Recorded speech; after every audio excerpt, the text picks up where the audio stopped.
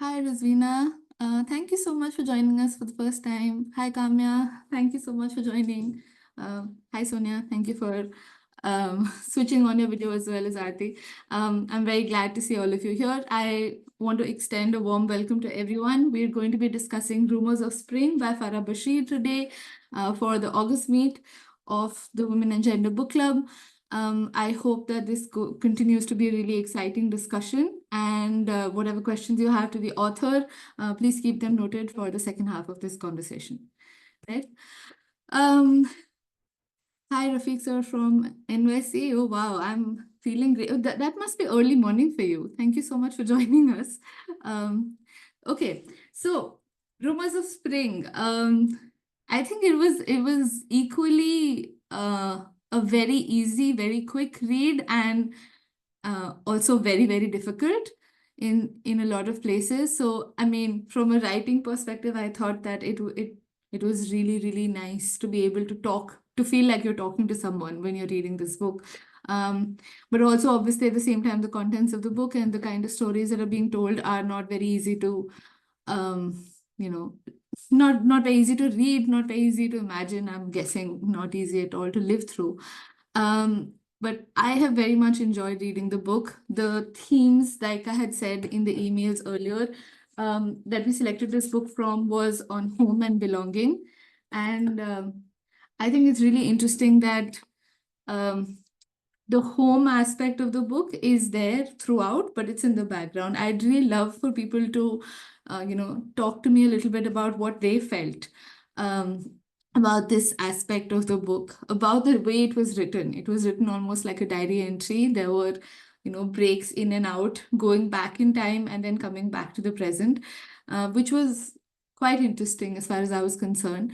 Um, and the book left me feeling a lot of things, but I think the primary feeling was a sense of unease at how normalized some of these things are. So I'd like to begin this conversation just by having people give the first thoughts about what this book meant to them. How did they feel reading this book? Did they enjoy the writing style? Did they find it slightly difficult? Um, yeah, please go ahead, Sophia. Okay, hi everyone. So, coming from Nigeria, I know there are part of Nigeria that is let's say conflicted area, right? I enjoyed the writing. I felt like it was simple to understand and to actually flow, Mm. in as much as it was in and out of thoughts, but it was very easy for me to actually flow with her. And for me, the feelings I really had, like I said earlier on, there's a part of Nigeria, the northern part of Nigeria, that is highly conflicted. There are conflicts going on, so much insecurity, and it really just gave me that that sense to look into the lives of those who are actually living in conflicted areas. And I just felt like, I'm actually privileged because looking at her story and her experiences, simple things, little things that were that were just basic things were luxurious to her, and it just really made me feel so sad. The uncertainty, I felt the uncertainty with her. It really just gave me that sense to be more empathetic and actually see that I'm actually living a life of privilege. Yeah. So that was it for me. Thank you. Thank you. Thank you so much for sharing that, Sophia. That's actually really nice of you to share. Also interesting to get a perspective from the outside, right? I mean, a lot of us would go in with the assumption that we understand a lot of what the conflict is about, what living in a place like Kashmir can be. But as someone coming, from Nigeria and talking about how they could relate to the kind of conversations in the book, I think that's a testimony to how well it's written. Sonia, please go ahead. Thanks, Tanya. I think firstly, thanks for the recommendation. Whoever recommended the book is just stunning. And I think the story is so powerful, but it's written in such a delicate way, very conversational way. You feel like this family is your family. And within little sort of anecdotes of day-to-day life, in there, the realities of living in somewhere like Kashmir, it took my breath away at times. I had to just close the book and just take it in. And maybe I think because what's happening around the world anyway, generally, it just becomes more heightened, that emotion. I was in Kashmir in '89. I was 7. My first trip to the UK, to India from the UK, and we had to seek shelter in a shop and be evacuated out. But it was just a blip. It was just a little passing comment in my life, and I was back at school, and it really hit home how people's lives were affected and continue to be affected for many generations going forward. It was so powerfully written. I'm still taking it in. No, that's thank you so much for sharing that. And yes, absolutely. I think I do want to come to that point as well about like writing about the lives of people who are living through this day in and day out. And then what you see is not a story of like really, really big dramatic events happening, right? But you can still see the violence that's there in the everyday and that's normalized. I think that's what makes it breathtaking. Like you said, it's quite something. I will also come back to the points about home and belonging, but I think Sejal has a hand up, so please go ahead, Sejal. Um, Hello everyone, my name is Sejal.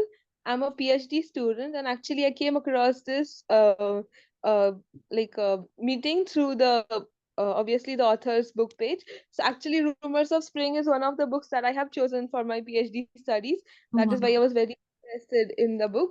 Um, Personally, I am studying it from the point of view of narrative, memory, and adolescence.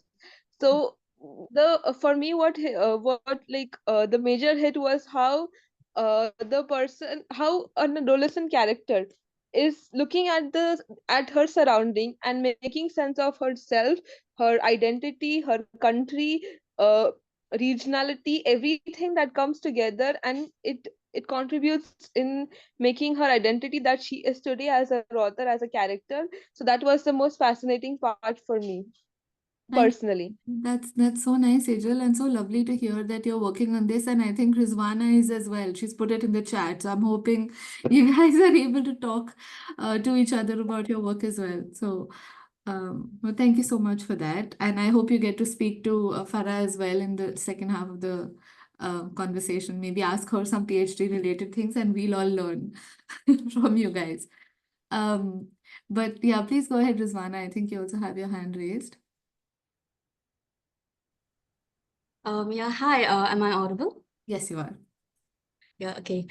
So hello everyone, it's my first time here, and I was actually a friend of mine shared this link with me because she knew that I had read this book some time back, and that I was actually I'm actually working on it too. It's also part of my PhD thesis.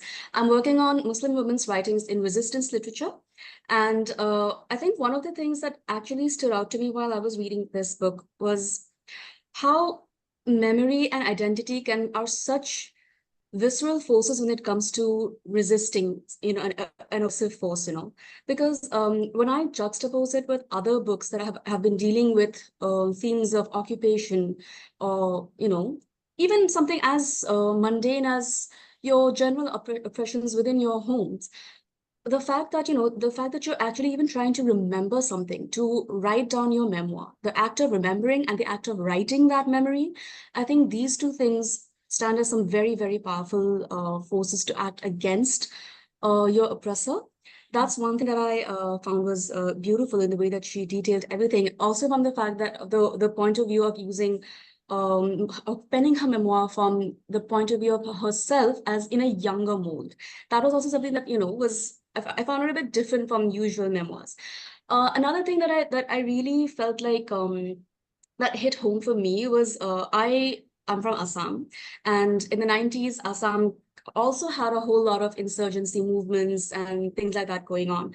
So we also were subject to a lot of curfews, lockdowns growing up. So, Republic Days and Independence Days were not the usual celebratory days for us as it was in mainland India. So for things like that, I think I could relate to a whole lot of the little details that she put in, like for instance, her calling her relatives whenever they had a landline connection and saying that, oh, we need to stock up on dal and rice and, you know, all these kind of food items. Otherwise, we don't know when we're going to get it next, right? So for stuff, for things like that, I found it to be like a calling back to my own childhood. And the third thing that also stood out to me was how I'm also working on a chapter on prisons. For me, I felt like even though Farah wasn't in a physical prison, the very fact that she was growing up in such an environment made it seem like this confinement was there. It is very all pervasive. It was surrounding her everywhere in her day-to-day movements. Even she talks about the soldiers' footsteps penetrating the walls. So yeah, I won't take up much more time, but yeah, these are the things that I just had to get out. So yeah, thank you.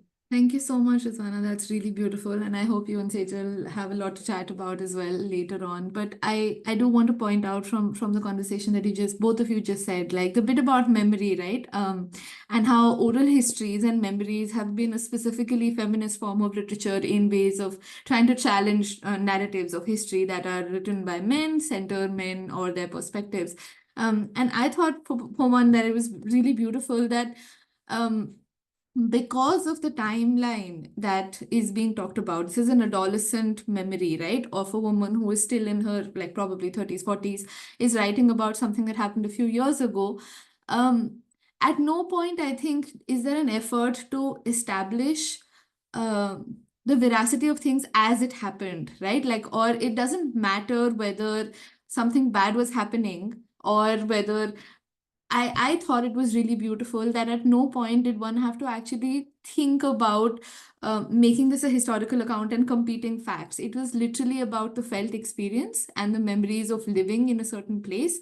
And I thought it was beautiful that Farah didn't, hold back from saying that because I was a child, that doesn't make any of my experiences feeling this fear any lesser, right? And I think from Urvashi Bhattaria to Farah, like the idea of women just reclaiming their voice and talking about their perspectives.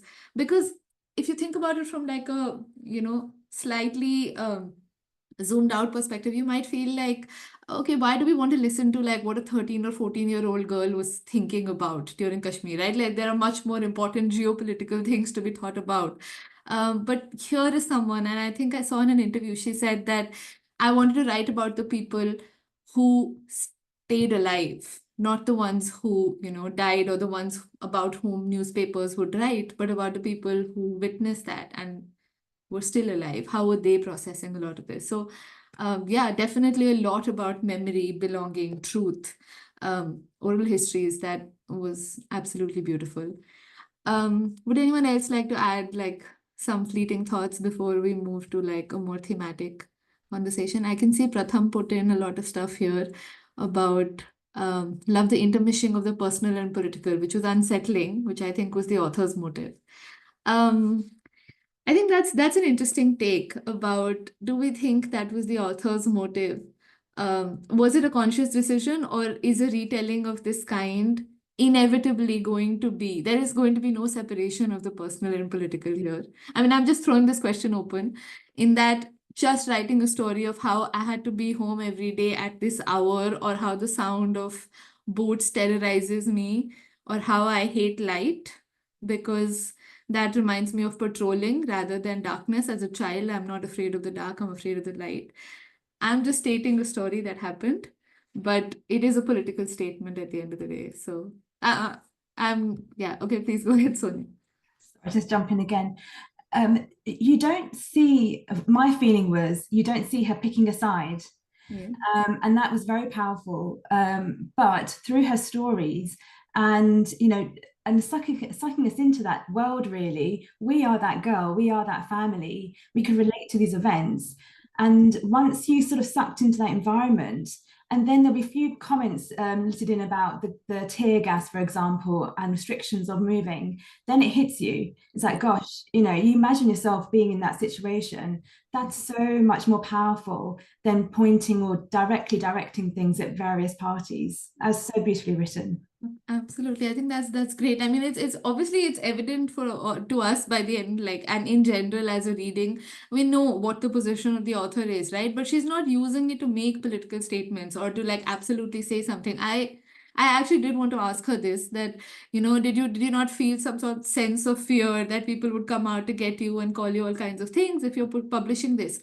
But if you read the book, I don't think anybody who's a naysayer can deny any of the things that she's talking about, because she's not saying that the state did this or XYZ this to me. She just says I was scared, and that's it. Um so yeah, like you said, very powerful. Hi Zana, would you like to jump in? Um Hi, sorry, I had to join late. I mean, I love the book. I don't know, like, I'm not going to talk about the book, but just to listen on Sonia's point, I think the best example comes as Derry Girls. I don't know if anyone has watched it. And it's like it just is like comedy, but at the background you could see all the politics behind Northern Ireland. And I think that just was similar, but this is, I mean, not comedy, definitely. But I really like the book. I managed to finish it on time because it was real struggle for me to, like, because I got delivered it really late. But I really liked it, and I think I had no understanding what was, because being in India at the same point in time, I had no clue what was going on up in North.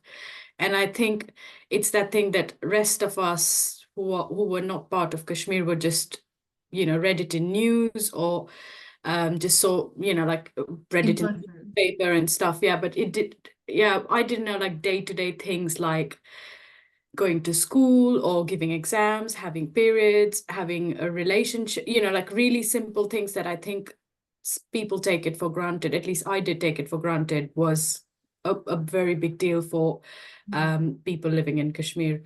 So it did give me a very good insight of what was happening in 80s and 90s, I think. That's really nice. Thank you, Zana. I also like how throughout the book she talks about the difference between Urdu newspapers and English newspapers, and like the source of the news will give you the perspective. And at some point, the mainstream news is not covered with stories of killings and stories of torture, but at the same time, that the Urdu newspaper is full of blood in some ways. So I feel like that has also to do a lot with the mainstream media coverage, and the kind of news that is available in India in general about what is happening in Kashmir. So yeah, I think that humanization is really important.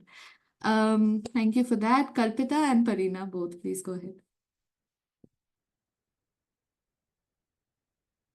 Yeah, I think I really like the way, I mean, I really want to acknowledge how the style of writing of how she was writing. Actually, got back to my school days when we read Diary of Anne Frank. It had a very, very similar feeling for me. Like just talking about everyday, daily, musings in our head, things that go on as a teenager or even any person, and then just acknowledging that this thing is there and all my thoughts will go to this first and then bounce back in the way in which I can accommodate it. So I think I want to acknowledge just how traumatizing it is, like how individual diaries entries could be so revolutionary. And yeah, that's all. Thank you, Kalpita. That's really beautiful. And yeah, absolutely on point as well. Parina. Yeah, I just wanted to share a bit about how personally the book spoke to me, like things that really stood out. Of course, it was a beautiful but a very difficult read. I think I could only read at max 2 or 3 chapters in a go, and then I had to literally put it down for a while. But I think, and I know we talked about this, just the perspective of girlhood, like a woman talking about her experiences, is just so rare to see. And unfortunately, I mean, it was so unrelatable, like common things you would relate to, like menstrual pain, first love, board exams. And then, you would see them contrasted against the conflict and realize that, at the same time you were going through those things, there were women and young girls who could not even do the basics. I think that really hit so hard when you would think about your life and just, I mean, just the privilege of it.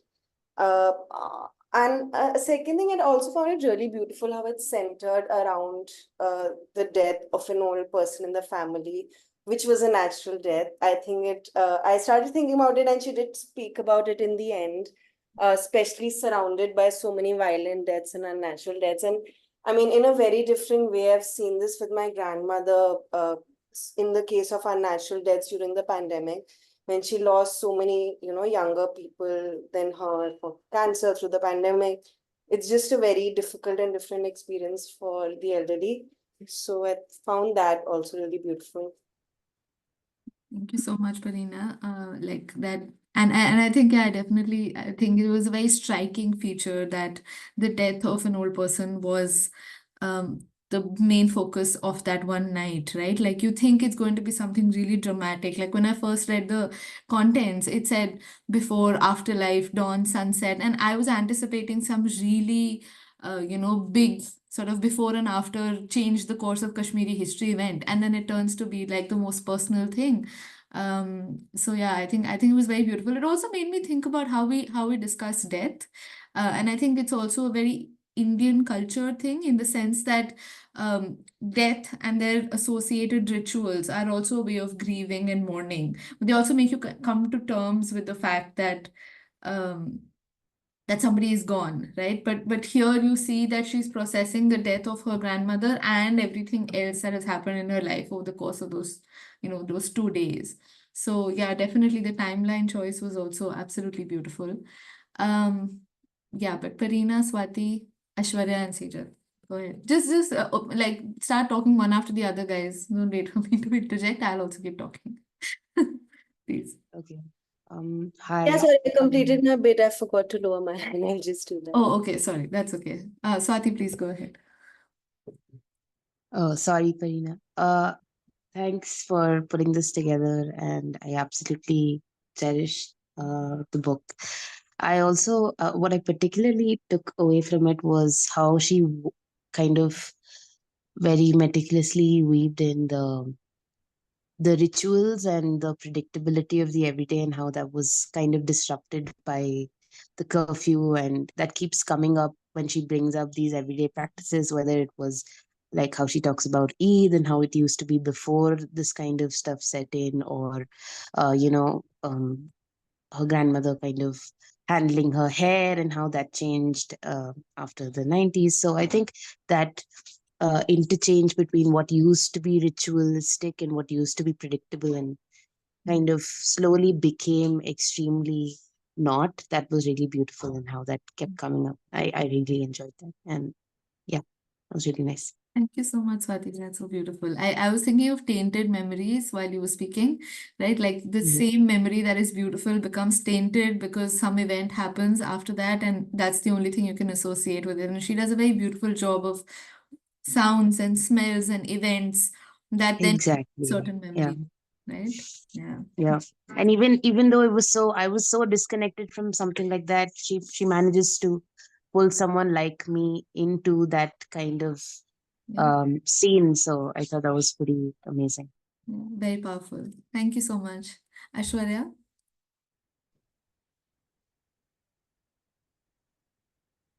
Hi, Tanya. I think firstly, thanks a ton for doing this event so regularly. I was someone who tried to do something like this and it just like never worked out. I'm not gonna eat up more time here, but just very, very grateful to this effort, and I thoroughly enjoyed both the months, but I couldn't join in the previous one. So I think, I don't know if this was already discussed, but I think there was this whole event where she keeps sort of bringing up throughout the book, right? Like where she pulls her hair out as a coping mechanism. I think that just like was inserted on and off throughout the book, which kind of, I think, to me narrated, I mean, different people probably have like different ways of coping with things. And she also, I think, was someone who consistently said she had anxiety and would like deal with things differently. And, you know, there's so many things that she narrates. And there was this one particular event with the love letter and the boy, and how the post office disappears, right? Like it's no longer there. So they're not able to even communicate and so on. I think there are many such little tiny events that I'm really struck by. But I think overarching the theme here really for me is, like others have also probably said, the sense of freedom that one really tends to take for granted, irrespective of the events that are going on right now as we speak in the media, etc. Right? Like there's always more that is happening somewhere, but there's also this question that I have, that I struggle with. Why should we compare ourselves with a situation that is way worse than what's around you? Or even, I mean, is that one way of even understanding how someone should be grateful for what they have, etc.? Somehow I feel like I find that very unsettling. But I mean, I absolutely enjoyed reading that whole book, and I think, yeah, I mean, she did a great job jotting down the memoir. So yeah, thanks for bringing that up. Thank you so much, Aishwarya. That's really sweet. I do want to like quickly say two things before we move on. One is that I think mostly being able to do this has been because I procrastinate from doing the work that I'm supposed to do for my PhD. But I don't think I've been as regular with anything in my life as this. I think this is a really nice place. I feel like coming back to it. So thank you for recognizing that. But the point that you were just making about comparison, I've also been thinking about it, right? Like, because gratitude is something that is always evoked in comparison to someone who's less fortunate than you, right? You can't be grateful for something if you don't think you have, a little extra than you deserve or a little extra than everybody else has. And I was wondering, I wanted to ask Farah this question as well, like, what did she want this book to leave its readers with? Because on the one hand, we can think that there is no way that somebody living in a non-conflict zone can understand the trauma of being in that kind of a place on an everyday basis. But on the other hand, simultaneously, I think to some level, the point of the book is to actually talk about what is happening and let more people know or understand and at least try to imagine, if not empathize or if not understand fully. So I think in some ways I think most of us are coming from a place of honoring the book by trying to say that what we have is so far differentiated from the experiences that the book is talking about. Of course, it's not about us and about our gratitude, but I feel like in a way, I think this is our effort to try and be there for the person and say, I don't get it, but I can only imagine how bad it is because I can't imagine myself being in that place. I mean, yes, it's very selfish in some ways, right? It comes back to that. But I also had a similar confusion about how to place myself in relationship with this book.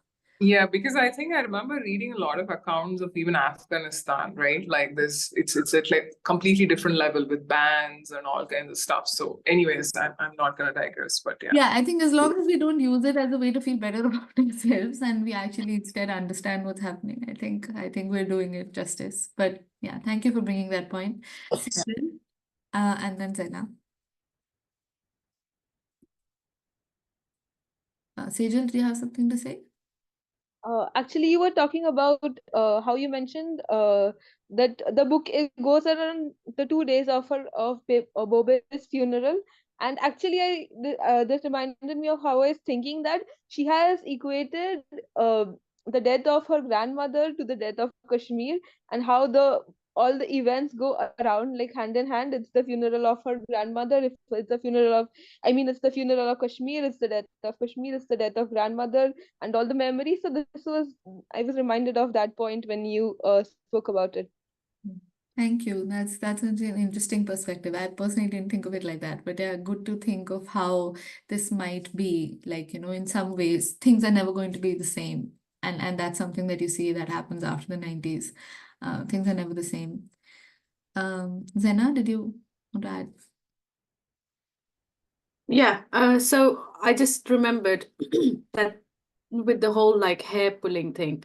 So that was her coping mechanism. But like you hear like stories of a lot of characters like Nasir, who had walnut brain because he fell down and then he started beating his wife, and then his wife, like, it was a lot of things affected by the war as well, because but a lot of like mental health thing, like Hina's son had I think he was probably on the spectrum, but he started crying whenever he heard anything loud. So there were lots of characters which had like bits that they're still living their lives, but their lives have been affected because of the war happening. And you kind of think, oh, he just cries to the loud noise, but no one is thinking, why is he crying loud? And then she recalls that when they were stuck and they thought that their parents were going to be killed. And she freaked out because Hina was pregnant then. So I think there were lots of things, her pulling her hair, people, like freaking out and stuff, but it was, no one thought about it. They would take it to, like priests and stuff to get them cured. But ultimately it was about mental health and, really them coping as much as possible and living in that situation. So yeah, that was really highlighted in the book. Absolutely. I mean, I know this is a little triggering for people maybe, but I was reading about recently the Arna Shanbag case was again in news, but people were talking about it because of the whole rape, Kolkata rape case that is been in the news, and somebody said that they had done a PhD on the Arna Shanbag case and like euthanasia in India and that entire bit. But apparently one visceral detail was that um Anna's body would react, even though she was in coma for decades. Her body would react whenever she heard loud male voices in the hospital ward. So she was not conscious. She was in a coma for 4 decades, but her body would still react. So I feel like the body keeps score is something that you see even in this book. And it's only like how many times and how many incidents are you going to go back to and try and think about what is it that caused you, to be fearful of the light or to be fearful of sounds and and like foods and smells reminding you of things. In some ways, even if we don't consciously recall it, our body does. So I thought that was It's like, I think there's a book, isn't it? Like your mind forgets, but your body doesn't. yeah. So yeah, I think. So, I mean, just adding on to that. But yeah, Rizwana, Vidushi, Aritra, Sonia, please go ahead. Just Yeah, just adding on to this whole conversation about the pervasiveness of mental health issues amongst people and the different ways that they try to cope. I think there was this one point, I don't remember exactly which part of the story it was, but I think they mentioned how instead of calling it post-traumatic stress disorder in Kashmir, it should be perennially traumatic stress disorder. And the reason why I think I remember this is because this is something that people also apply to other occupied places around the world, such as in Palestine, for instance. How, like, there is no post to their trauma. There's nothing for them to look back upon and reflect and think that, oh my God, that happened to me. Like, they're still living, it's still a reality for them. They're still living through it. They're still, it's still something that's there for them, like they're dealing with this on an everyday basis. Like another thing that I think she mentions through a dream sequence was how she sees all these faceless men. And I read that as kind of like a reference to all those the half widows of Kashmir, right? Like how all these men were just disappeared. And till today, we don't know what happened to them. Are they dead? Are they alive? Like where their whereabouts? Nobody knows, right? So these women, they don't know what their husbands are. So they don't know whether they should move on as widows or they should, stay committed to them as their wives, because they could be alive, they could be dead, but they don't know. So there's no post to it, it's perennial, it's perpetual, it's present, it's very much there, so there's no post to this. absolutely. No, that's that, yeah, 100%. I mean, I understand exactly what you're saying, and that's what we see throughout the book. It doesn't even need to be spelled out as mental health, right? We just see that it is what people become, and there is no before or after. So thank you for adding that. Please, who's next? Go ahead, Shall I Aditya. go? Yeah, please. Yeah. I am a PhD scholar in psychology, and so reading the book was, from a psychological point of view, very interesting because you get to read about occupation, post-traumatic stress disorder, and chronic stress disorder. And also, I think, and I'm working on Kashmiri Pandit, so I'm working essentially on Kashmir, but as a mainlander. Now that's a difficult proposition itself, but also how the discipline of psychology failed to capture such experiences, because it's not until 2010 do we come with the terms chronic stress disorder or and it still needs to be there in the DSM. So what essentially people are doing till until then is trying to fit a criteria onto these people without having the criteria. So they are not they are in post-traumatic stress disorder while they are suffering from chronic stress disorder. Also, the point of people, when they cope, they try to cope with the things they have in control. So her pulling of the hair as a young adolescent is her having control of her body in such a space where you cannot control anything.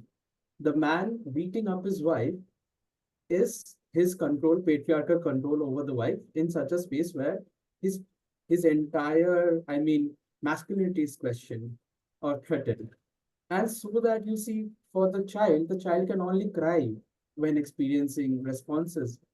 So we have to think of coping also as a way of how, which is permitted, which is allowed. And so we cannot, for me, the problem is a negative diagnosis and a positive diagnosis with coping. Obviously, it has horrible after effects, but you have to think of it as what is in their control. And to young adolescents, only the body or some effects are in their control. That's very enlightening. Thank you so much. And it makes a lot of sense, right? And I feel like at some level it's also a part of her, it is pain. Like I think if I'm not wrong, then at times we try to inflict pain on ourselves so that we can stop thinking about the other pains that Yeah, like yeah. So self-harm becomes very common, which we diagnose as self-harm, but it's the only area where we have control yeah. because you cannot go out anytime you want. You cannot shout. You cannot write letters. What are you going to do? If you write something, the Indian state is occupying us, you will get arrested. So it's a very last point is the privilege of hers as well. She acknowledges it to some degree, where she's acknowledging that she's better than many other Kashmiris who had to suffer death. And whereas she was a little more privileged in having access to some, at least life as it is. Thank you so much, Ritra. Sonia, did you want to add something? Yeah, I just wanted to, I think, touch what you said about what was her motivation behind writing this, or the thoughts going in the background when writing this book. Because when you read the details, you want to scream out in anger. Your whole body reacts to it. But the tone of this book is very measured, and she comes across as very stoic as well. Yeah. But I wonder, is that purposeful? So that, you know, by remaining, I guess, neutral or appearing to be quite calm, you can engage with people rather than shouting and, you know, beating your chest. Or is that secondary? Is that reaction from the trauma that you have seen or faced and maybe continue to be troubled by as well? And, you know, the emotions that she must go through having to recount events when writing this book, is it her way of coping or understanding, her way of being an activist and communicating? So I'd be quite curious to maybe understand from her if she knows. And then I think you should definitely ask. Yeah. It's going to be on the list, but yeah, go ahead. And then just going back to the thing about home as well, the culture of Kashmir is woven into this book so beautifully. You can see it comes across as the author is very proud of her background, her culture, and wants other people to understand maybe a glimpse into it, using the phrases, the language, the customs. So she's very proud of that. But at times you think, you know, as you said, I think you'd said before, it must bring back sort of bad memories as well, unwanted reactions too. But I thought it's really nicely done. You get a sense of the culture of Kashmir. I thought it was really interesting. I mean, just to add to what you were saying, that I thought it was really interesting that home is there, like you said, interwoven throughout the book, but it's not like she's talking about home as a place, right? She's talking about home, to me at least, it felt like she was talking about home as a memory of a better time, which, you know, doesn't exist anymore. And because there's constant references to before 1991, we would do this in Eid, and before the 1992, we would do this when people would go out in the streets and play hopscotch. And like, so the military sort of the before and after division because of the military is so stark that she's not talking about going back home or wanting to belong to the place that she doesn't recognize anymore. She's talking about like a previous time. I think somewhere in the book she also mentions about kids who were born in the 80s versus kids who were born later on, and how they have different understandings of the games they play, and whether I think she says they play militants, etc. So I think, yeah, I'd also love to ask her, um, what I was wondering, like you said, whether the book was more triggering or coping, helping with coping, right? Like writing something like this down, it's not come with the benefit of hindsight. It's not like the situation has changed, so there's no before and after. You are physically away from that place, so there's probably more guilt about having, made it in life and gone elsewhere or escaped or not living in that physical space anymore. But I'm sure it is a very complicated set of feelings. So we definitely ask her that, but thank you for that. Vidushi. Hi. I have a bit of a different, like controversial opinion. I didn't enjoy the book as much. I was expecting to enjoy the book before going in because I read a lot about it, about the book, and like really great reviews. And it's been on my reading list for a long time. And like book club finally choosing the book like made me actually read it and finish it. But I felt like I expected to enjoy it a much more and like feel much more while reading the book. But I don't know, for me, it kind of felt flat.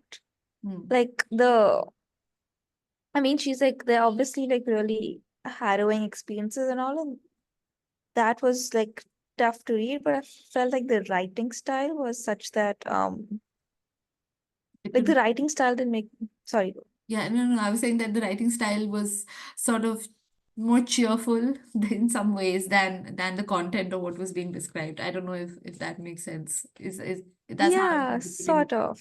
Like it kind of felt like flat for me. Like I don't know, it felt like the writing style like wasn't the kind that I usually enjoy, but also um it was like I don't know, an interesting experience to read, like really difficult, like difficult life narrated in this way, like really troubling things, but in a very kind of flat, unemotional way. So it was so interesting. It's actually intriguing, like you said, right? Like Sonia said, we don't know if it was a conscious choice to maintain a position of neutrality, to sort of let the horror speak for themselves, as opposed to like going into more gruesome details, versus that was something that, maybe a person experiencing it can't do. I don't know. And like, absolutely everyone has a right to like not like it or not like it.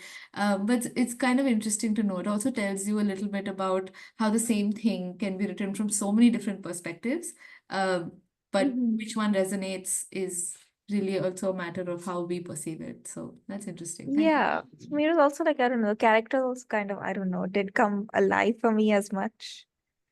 Like, Yeah, so like I said, like, because there's also obviously a lot of picking and choosing, right? It's not like a yeah. free life. It's incidents. It's also written in like kind of staccato, kind of like, it's stopping and pausing and starting again from like a different story or a different person. So I can see how you might feel like more investment in one person would have felt more of an emotional connection. But yeah, Yeah. interesting to hear a different perspective as well. So thank you for sharing that. Anya and then Kamya. Hi, thank you so much. I feel like I've been on the group for a while, but I missed out on so many of the meetings, and I'm so happy to be here finally. I think for me, I really liked the book, and so I actually only visited Kashmir very recently for the first time. And when I was there, obviously, there's this constant unsettling feeling that you're there. Even if you're there as a tourist, you can still feel that airy sense of lack of freedom and a lot of other things that I think the book has covered. And at least for me, I was very curious to understand what's life beyond how we know it, especially the way that it's covered in media today, or when you go there as a tourist and everybody tries to paint a very happy picture. And when you read the book, and if you're somebody who's actually visited Kashmir, even if you're not from there, you can very well picturize all the things that she's saying, especially in the way that she describes her home, the sound of the footsteps on the wooden staircase, and all of those things you can imagine if you've been there. And even if you haven't, I think for me, the sense of imagery was amazing, which is very hard for a lot of writers to do, or at least I find it very hard when I'm reading a lot of books. And I think the other thing was that I while I understand that this isn't a very harrow hitting or a very serious way of writing, I think for a lot of people who want to know or want to learn about the issues that are happening and maybe try to steer away from difficult, heavy reads, I think this book really pushes you to understand and know what was happening. And in a lot of places, and especially even today, how the situation is. So I think given everything and the relevance that this book has even today, it just makes you realize, and I think so many people already mentioned it, I know Sonia also mentioned it in the beginning, the sense of freedom that you realize and the sense of how lucky you feel that you haven't had a childhood like that, and all the little things that start matching to you only after you read this books. Even I know in the book they mentioned different incidents of like visiting the parlor or festivals and birthdays and so many other things that of course we all have had different experiences, but you tend to realize how different the world is for somebody that stays in a conflict area. And I think that was done very beautifully. Of course, there are times when you want to step away from the book where you feel like it's getting a little uh, too serious or too hard on you. But maybe I didn't feel it. For me, it was a one go read, and I actually really liked it. So yes, that's what I think. It's so interesting that even you and before that Vidushi, how she was saying, and I'm contrasting that with something I'm reading on the text box. And Pratham says, I personally feel the intent of stories like these isn't to evoke a sense of gratitude, but to elicit rage and horror, and make us look beyond cloistered spaces and trigger reflection and acknowledgement of our own complicity in these projects of oppression. Thank you for that comment, Pratham. I also feel like it's in some ways it's like a double-edged sword, right? Like if something is so far away from your experience that you can never imagine yourself in a situation like that, and is so removed, the story or the recounting, um, it might actually make for less empathy in some ways, because you never imagine yourself being in like 1700s, whatever, some sort of barbaric kingdoms, whatever. But at the same time, when Anya said things like going to the parlor, going to the library, giving board exams, and then you see how drastically different the experience of doing the same thing is in a conflict zone, the mundane becomes the horrific. So it's interesting for me to see how people have so many different perspectives on what the takeaway should be and how we relate to it. So thank you for sharing that. Kamya? Yeah, hi. First, thank you, Anya. She's the one who shared the group link with me, and thank you, Tanya, for organizing this. I feel very lucky that this is the first meeting I'm part of, because I think I read this book about a year ago for the first time and absolutely fell in love with it. And I think I'm kind of echoing basically what Anya said. I recently started reading Aruna Roy's autobiography, her memoir, The Personal is Political. And that's sort of what I felt reading Farah Bashir's memoir, which is everything is political. Living every single day in that sort of conflict zone is political. And so things, like you said, the mundane becomes the horrific. It's because every single small action that we take for granted is something that turns into a political battle or a political struggle, not because you necessarily are part of politics or anything, but you are living in that zone where every decision, every action you take is so political, and you have to navigate the conflict and the different sides. But I think personally for me, what was really beautiful about this book is very often we start seeing the everyday lives. Like we actually don't hear about the everyday lives of people in conflict zones. Like you hear about what governments are saying, you hear the media's perspective, or you hear the military's perspective, and what gets lost in that sort of noise is what is happening to the people who actually live on the ground every day. And to hear that from her voice, and I think there are many Kashmiri authors that have written books that are so personal and just about what is it even like to live in the conflict zone. I think that for me was probably the most heartbreaking and special thing about this book, that you hear the voice of a common person. And honestly, I wish there were more of these narratives, as someone said in the chat, to kind of humanize that experience and not to be so, I don't know, distant, and not treat these experiences as everyday lives and the everyday costs of violence that people have to bear almost. And yeah, I'm really glad that whoever picked this book recommended it, because it's very dear to my heart. Thank you so much, Kamya. That's so sweet of you. And yeah, absolutely agreed with every single thing that you said.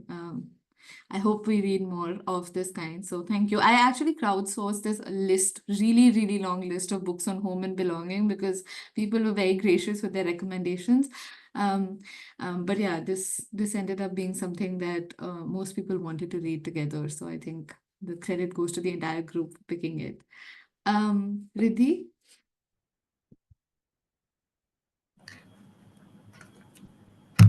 Hi, Tanya. Am I Hi. audible? Yes, you are. Okay. Lovely discussion. I'm attending this meeting after very long.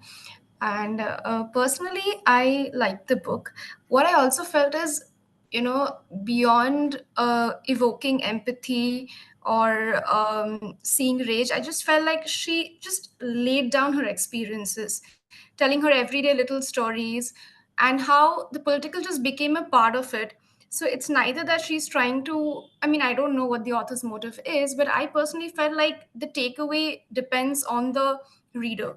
What you really kind of take, I mean, she's just laying down her experiences for everyone to know that this is how it feels to live in conflicts, in zones of conflict. That is how I felt about the book.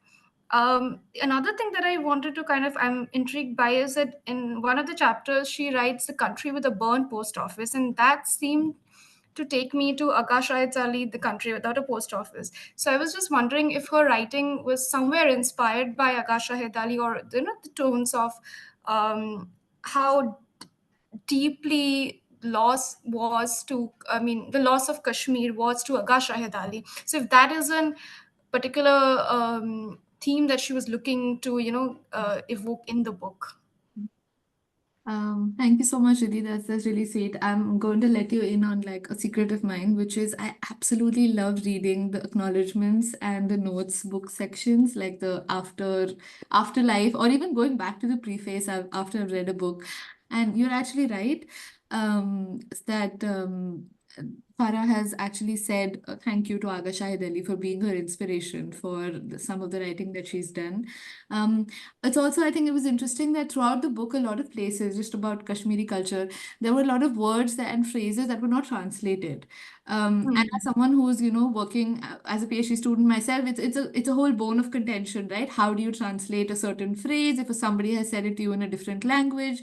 And I mean, I've been thinking about that as I'm doing my thesis, but she chose not to translate in the text, and a lot of this was actually available in the end in the notes. So, words and phrases that she used.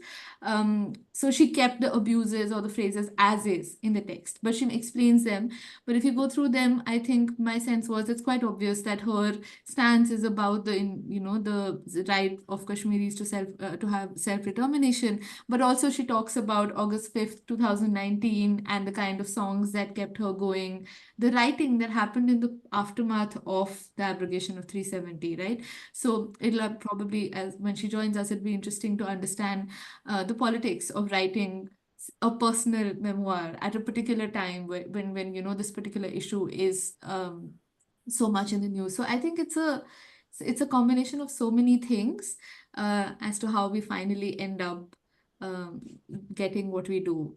Like it's a mishmash of so many influences and so many events, right? And I mean, I'm sure we can ask her, but thank you for pointing that out. I just wanted to flag that I thought it was an interesting choice for her to highlight Kashmiri culture in Kashmiri language and not, and then like find out. Translated. Yeah, because I think Manish Gaikwad in the last one that we did, no, sorry, not Manish Gaikwad. In the last one that we did was Cobalt Blue.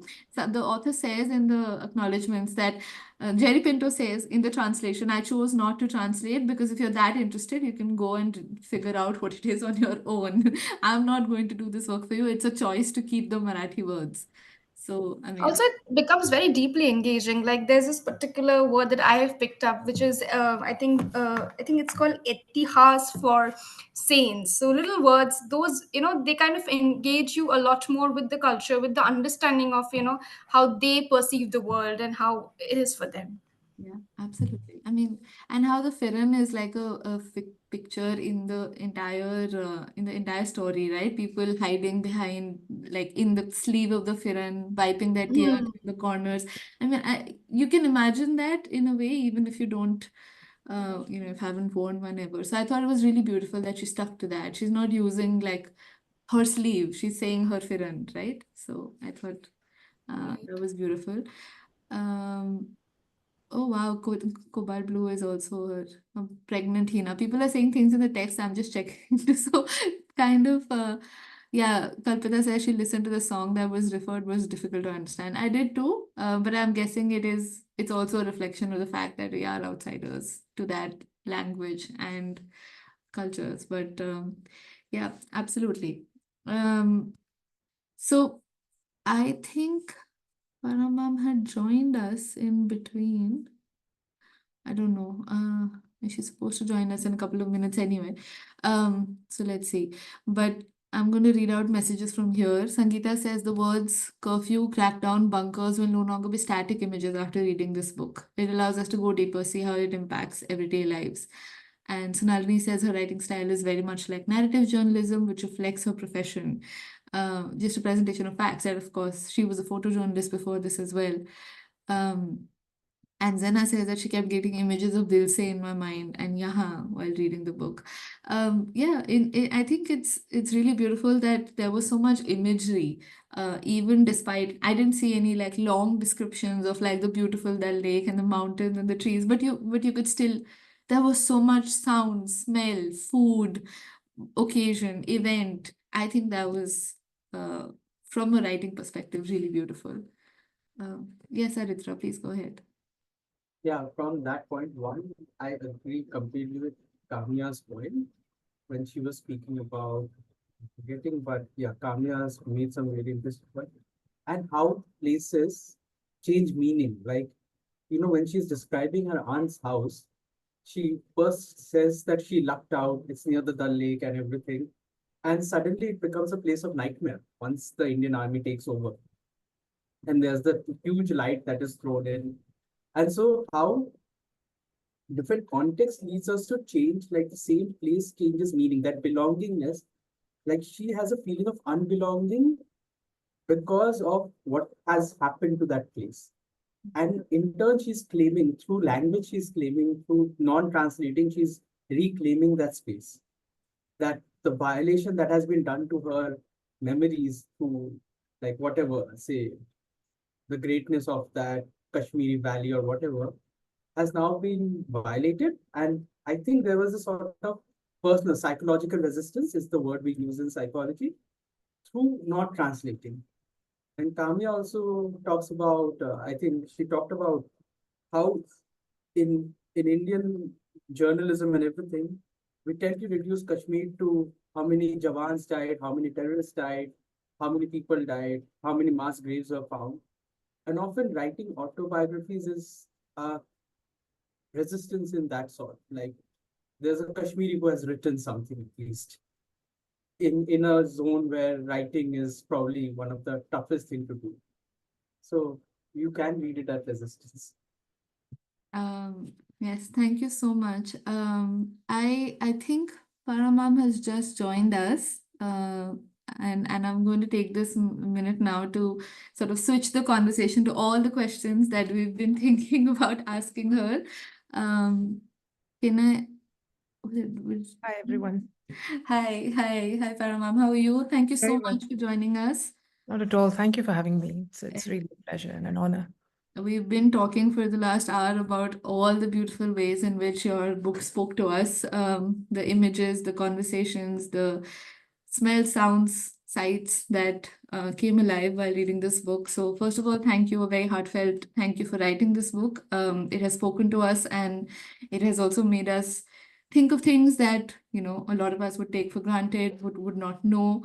I I have a lot of questions written down, but I think I just want to start off by asking you to tell us a little bit about how you started thinking about this book. When did you first decide that you wanted to write it, and how did it come into fruition at the time that it did?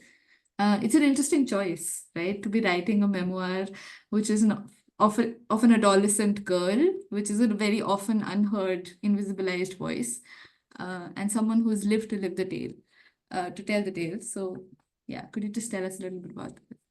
Sure. Thank you. Thanks, Tanya.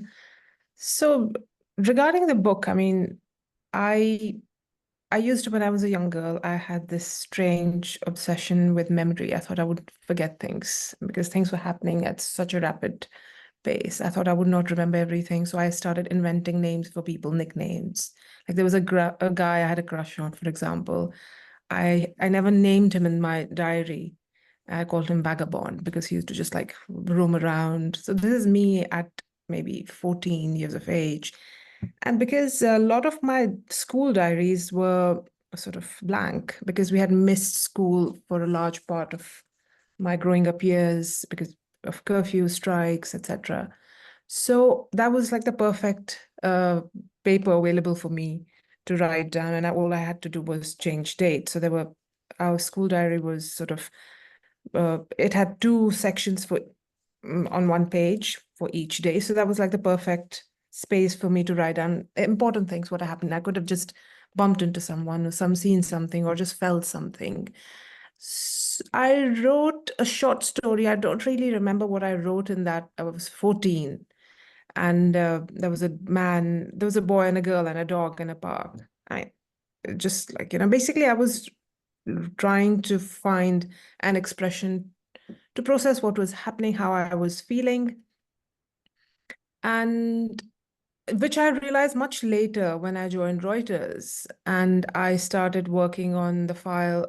I used to be a sub-editor getting news from all over the world with the global desk. And I started working on this is US invasion of Iraq. We're talking about 2007, 8. I was working on reports coming in from Basra and Ramallah and Palestine. And I realized where were our stories? I didn't really see much coming in, or I hadn't seen the kind of scale that I saw these stories being told in the world. And I was very involved. I spent a few years at Reuters, and I would just get very affected emotionally by everything that I was seeing. Also, it's somewhere it was speaking to me at a visceral level because I had seen similar incidents, and this is at the time when there was Amarnath Row back home. There was this land dispute going on whether it should go to the state or the board, or so because the home had always been restive, so I hadn't really processed it as something that had happened and I had to now deal with the memories. But it was an ongoing thing, it was a festering thing, and on top of that there was a lot to process since I was 11. So I then realized if I was going to stay with Reuters, and I would love doing what I was doing, but there was this risk of not being able to do anything else. So I left Reuters and I started working on the book. So I wrote 2 drafts they were completely rubbish. I was trying to write fiction then. And I spent time thinking about the memories, developing characters. It's also as women, you sort of mirror what you see in the world at that age, especially. And things are different now. I'm talking of a very different time. This is mid 2000s and early 2000s. So there's much more awareness now regarding who we are and where we see the individuation of women in the larger milieu. So basically, I started thinking of these 4 guys and their story, again, removing myself from the story. Then Curfew Night came out, then by Basharat Peer, then Mirza Wahid's book came out. It was called The Collaborator, his first book, fantastic novel. And I realized again, I think that was the first time it struck me that there were no stories of women or girls. And in those, I mean, they're fantastic books, on their own merit, but there weren't either a strong female character in Collaborator or Bashir's book doesn't really have. He looks at conflict or Kashmir conflict in a very from a journalistic eye. And I think that's when I realized I started thinking more about the memories of me growing up. And I would, I didn't know how to articulate it. It took me literally, I think, about a decade to articulate 9 years easily, and also intense therapy. I used to study psychology in Kashmir. I've studied it for my undergrad. So I was a huge believer of it was going to, bring something to surface. And I used to do field work in the sanatorium in Kashmir. So I had those memories to process. And I was almost like this, in my head, I would study all these disorders, and then I would just like observe my family members very closely, or friends, or even myself. And I'd be like, okay, this person is psychotic and this person is neurotic. And we're talking about when bipolar was popularly known as manic depressive state. So I was always interested in the consciousness now when I look back and think about it, and how people reacted the way they reacted in different circumstances and situations. So from Reuters, then took about 8 to 9 years to process what had happened to us. And you read a lot, of course, there's no writing without reading. So then you read about other conflicts and what happened there. And then I just started writing just memories, whatever came to me. So like first 8 chapters were literally, one of the memory I remember was 160 words. This is the time when a tweet used to be 160 words. Now there is a longer version of that. So I used to write that. And then there was a big break in between because I started having panic attacks and sleep. Like I was put on medication. I stopped writing for about 6 months. And then one day I was like, okay, if I stopped writing because, medicines, if you also research like psychiatric medicines, they don't, they're not tested enough. They only help 33% of the population. So I was like, okay, maybe other things will help. I need to face these memories, and I need to face that what I've gone through. And then one day I just woke up and I was like, I'm not having any medication. I'm just going to write. I think I've hit the rock bottom, and let me try. And if I don't succeed, if I still can't and my health deteriorates, okay, fine, then I'll maybe stop. And then for 3 months, I didn't stop writing, and I just continued. And then I revisited the whole thing. So I was just writing down memories. I didn't have a structure in place. It's only when I read the whole thing and I was trying to put it together in some intelligible form in terms of how would it be easy for the reader as well. And I realized I hadn't written anything after my grandmother's death. So her funeral becomes then the spine or the center of the whole book. And I also realized I hadn't processed what happens to elderly people in such situations. I remember seeing her before 89, and she was this really towering figure. Everyone would go to her for career advice and different advices from time to time. And suddenly she was helpless, and she was worse than us kids because she knew as much as we knew. Nobody knew anything. So her advice, her experience, her life seemed sort of not, didn't amount to anything in a way. And I think I just couldn't, I hadn't processed the decimation of her personality in my head. And in a way, locating these memories and locating that book and in her funeral was a tribute to her life. Thank you so much. That I think I mean, there's a way in which, when we read a book, we try and think about what was the author thinking or why is this here, and we've been talking about that for a while now. But it is, I think, an entirely different thing to hear from you. I mean, how difficult it must have been, I'm imagining. And at some point I was also wondering, because the same thing that is a way for you to cope with what has happened to you and to like process what has happened to you is probably also triggering at the same time, because memory is, you relive a memory every time you access it, right? Um, and by the end of it, did you feel like it helped you to put yourself out there like that, or was it really, really hard because it triggered you in some ways? I don't know. I just want to understand what did you want us also to like think of when the book went out there for the readers? I wasn't really sure it would get published, to be honest. I thought maybe not, I mean, because in Kashmir, you can't really you wouldn't trust the political climate, and anything could happen at any time. And then if you, there are many instances in the book where I talk about how I wanted to do something and something happened and that thing didn't end up happening. It's as simple as meeting your friend, wanting to take a career path. My sister, who was getting married in 2019 after when Article 370 was abrogated, her wedding was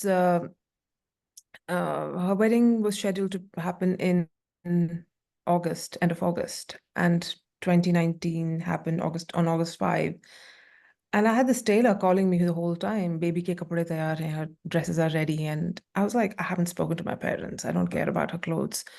So that had been the norm for all my life. You plan something, it doesn't happen. So I thought that was going to happen to the book. I got a text from my publisher saying, let's meet for coffee tomorrow. So I thought he was going to say it was a lovely book and blah, blah, blah, saying something nice and then ending it with, sorry, we cannot go ahead. But it was quite surprising that it actually came out. And when it came out, it was an unfortunate time of like second wave of COVID had struck in a lot of people. Families were just being torn apart. And I remember I was living in Delhi at that point, and I lost 3 neighbors in a week. And it was a very tough time. And that was, in some way, it was very strange how people connected with the book, because they thought of they sort of made connections with lockdown and curfew and not being able to go out and people feeling stuck and helpless, absolutely. So yeah, I wasn't really sure it was going to come out at all. But here we are, 3 years on. I mean, we've been talking for the last hour and so, and at some point, everyone has said that some people who hadn't known much about the Kashmir conflict, or people who were seeing it from like a completely different perspective, a lot of them were seeing themselves in the book that in the stories that you were talking about, but also that the same thing was experienced so differently because we were just kind of, lucky enough to be born in a place that was not conflict ridden. So we were talking about how a normal adolescence, about giving board exams, having a boyfriend, writing love letters, all of those things. Everything is from the lens of militarization, right? And how that same thing can have like a completely different impact. And I was wondering, like, when people from like the mainland, or people like you said, relate to the book in certain ways, they always find their own ways to think about it, right? Like when I was a kid, I did this, or like you said about COVID. Does that anger you? Does that bother you, or do you think that because that was a conversation we were having, that at some point, it's not nice of us to see this book and say, oh my God, thank God I didn't have a conflict-ridden childhood, or like, oh my God, this is so hard. I'm so lucky my life wasn't this hard, or like I got to have a normal childhood. Um, does it anger you? Does It it doesn't bother anger me at all. Not at all. Because when you come from the conflict zone, I mean, the biggest thing is what bothers you as a person is your account is always not always, like most of the accounts are shown as or are perceived as being told, or are being perceived as exaggerated accounts. I was recently reading this article in New Yorker. It was a profile of Hamas's current chief. And in that, it was a very informative article, very well written, but it had a sentence which said, Palestinians are always filming. So it's basically, of course, they're always filming because you tell them they're lying. So it's also this fact that someone could read the account and sort of believe what you were. I mean, I think that was my first reaction, to be honest.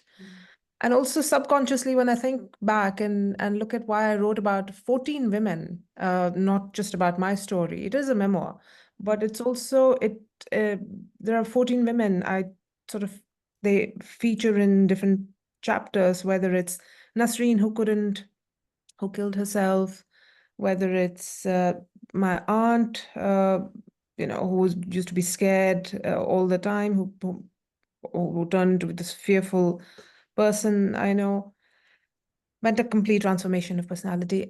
So it's like, I think that's also I remember speaking to this Kashmiri girl after the book came out, and she said, I didn't know that our lives could be written in this way as well. Because when you read a certain narrative, you have to present facts. You have to always prove that you are being targeted in some way or the other. It's like, that is the fight. Forget about everything else. Are you really being honest? You have to just keep creating evidence. And I think I realized I wrote about so many women because I thought, was anyone really going to find it believable? Was it significant enough to write about these things? So no, to answer your question, I don't feel angry, but I just, when it came out, even now, I remember I used to tell my sister, if it moves even one person, my job would be done. So, and no, it doesn't anger me. I think, And nobody should go through that, to be honest. Why would I want that what I went through, it should happen to others as well? That's just petty. no, but I mean, the thing with a lot of conflict literature, right, for instance, is that there's always going to be a way in which you can never relate, right? Like, and you can never sort of occupy that subject position, and it's only in sort of different ways that we can try and understand what's happening.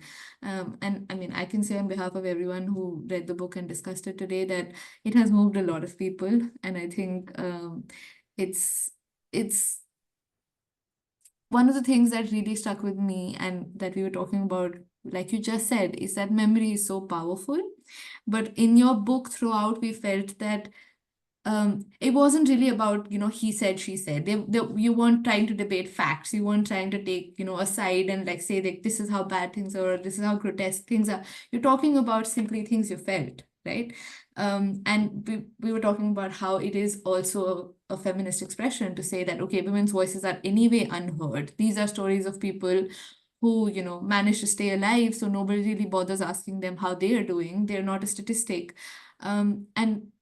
And especially as an adolescent girl, right? Like, who is she in the larger scheme of things to be, for her words to be valuable? So I think it's really beautiful the way that you brought that out, the way that other people have seen their own lives or, their own stories. But I do want to ask you one last question before I open it to everybody else, which is about the choice of tone that in your book, right? You already spoke to us about having your Bobby's death as a spine, right? But there is a way in which you're talking about very horrific things that are happening, but you're talking about it in a slightly even toned, right? Like you're describing it as just everyday life, right? Something happened, and then the next day somebody committed suicide, they died. Was this choice something that you made consciously so that because women's voices are very often seen as too dramatic? Was this something that was the way you think about it, or was it because it's so normalized that it actually doesn't come across as horrendous or like, that scarring to you? So I just want to understand the choice and the way you chose to write it. I tried to write, not this just came to me naturally. Like I was saying, telling you earlier that I was just recalling and recounting memories. So I just kept the tone. I thought it was the stories were already too loaded in themselves, the memories. I just didn't want the language to be a barrier. I just wanted to state them as simply, but it's also, I feel like there's normalization of death for sure. And you hear this account, it's like how you talk about, you know, that chapter, Evening Salute, where my aunt salutes the patrolling party. It's actually a big joke in the family. That aunt of mine passed away 2 years ago, but we don't remember it as something that was an act of violence on her mind, and it was psychological warfare. It's only when you think about and locate it in the world and see what that action was. But right now, if you were to talk about her at home in my house to anyone, it's actually seen as a joke. Oh, do you remember what she did? And it was so funny. So you are trying to see the normalization of all this, all the horrific things that have happened. So you try to just adopt a very neutral tone, because it's also like, I mean, the readers will see for themselves rather than making, I mean, that wasn't really a stylistic choice, to be honest, but it was really how the memories came to me. And also, like, I think at some point I was very there was distance, and it was also like the struggle not to get too caught up in language, but sort of just state it simply. Like I told you at the beginning, it was really about whether I'll survive writing this book or not, or will I have to abandon it. So I think I was just keeping one task easier for myself, that I will just keep it as simple as I can. It's fine. Thank you. Thank you so much. I mean, I know I have taken way too much time. I mean, I'm just going to open this up to people. If you would like to directly say something to Farah ma'am or ask her a question regarding the book or the characters, please do so now. I'm going to look in the text box. If you'd like me to read out your questions, please put them there. Zena has asked if there is another book in the pipeline. Yes, I am working on one right now as of now. In fact, that's why I came to the UK to study finally to study writing. I finished the first draft at East Anglia about a year ago. And again, trying to sort of, I mean, the motive, well, it was basically, I told myself, if the book does well, then you do want to train yourself in writing fiction. I wasn't just going to I remember very sweetly the Midlands, there's this bookshop in Delhi, Midlands, run by a lovely group of people. It's a family, I think, family-owned bookshop. And they were like, this works, just write another book in the same manner. Why do you want to think of another reinvent sort of your way of writing? I was telling them that I wouldn't be around for a while. And then, yeah, sorry, I keep giving long-winded answers. No, we really enjoy listening to you. Like, please, we're very grateful for having this opportunity. So please don't stop yourself. I'm going to let Sonia and Rizwana ask their questions and then go back to the textbooks. Thanks, Tanya. Hi, Farah. I really enjoyed your book. Honestly, it's moved me tremendously. I think your stories are powerful, and the way it was narrated and given to us as well, it's really made you sit back and think about things. But I think Tanya's touched upon this already about what were your thoughts about wanting to write this book? What were your aims? And you wanted to touch people's hearts, which are, for me, definitely, and I think many of us here for sure. But how do you feel now the book is out and the response you get from people? What's the response of your family and friends, and say people who are from Kashmir, as opposed to people from not from that sort of conflict area? So how has it made you feel now the book's out there? Thanks, Sonia. Thanks for reading it. Thank you, and thanks for your kind words. My mum read it, and she had no idea I used to suffer during period, and I had such trouble at night going through the pain and not telling her, and just waiting it out till morning if I didn't have medication on me. So she cried, actually. She called me and she cried and she said, I didn't know you had suffered so much. And my dad looked at my mother and he was like, I think for him, the biggest revelation was he had no idea my grandmother smoked. So he was like, oh, I didn't know your mother smoked. Rest of the people, I think my family, that was my family's reaction. I think they were really, it was also a revelation for them to see how women sort of felt during that time.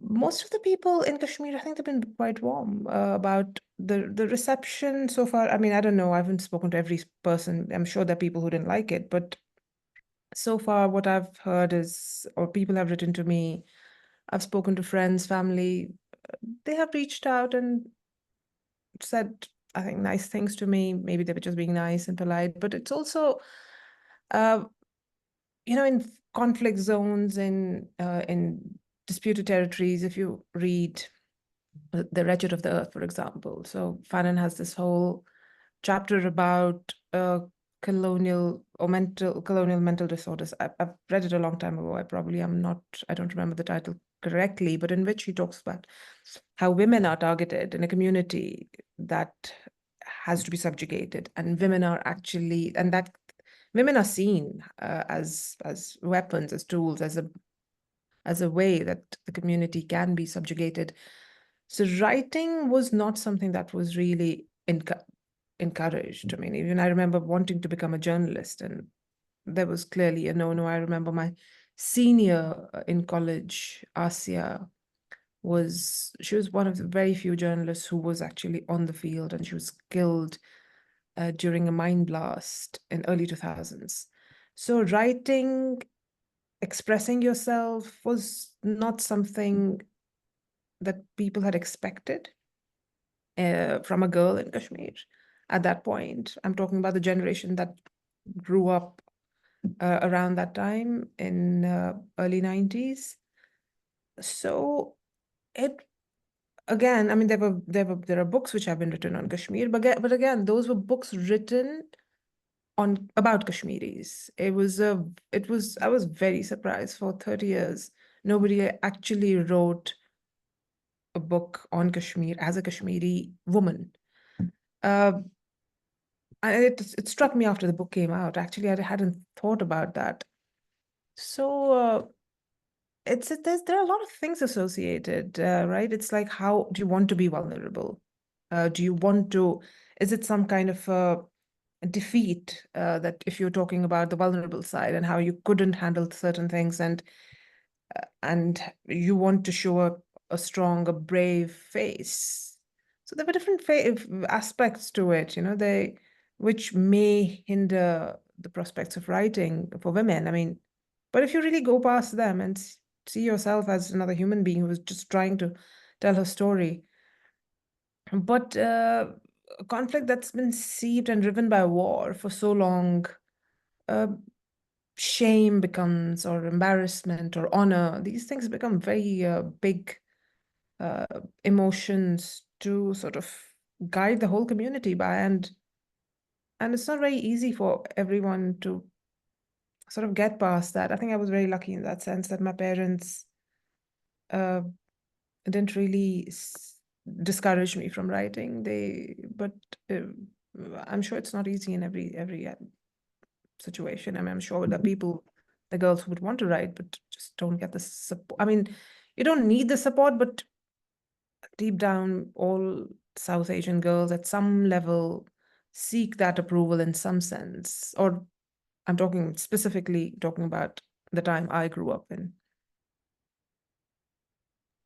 Thank you so much. Hopefully inspired a whole new generation. Thank you. Thank you so much.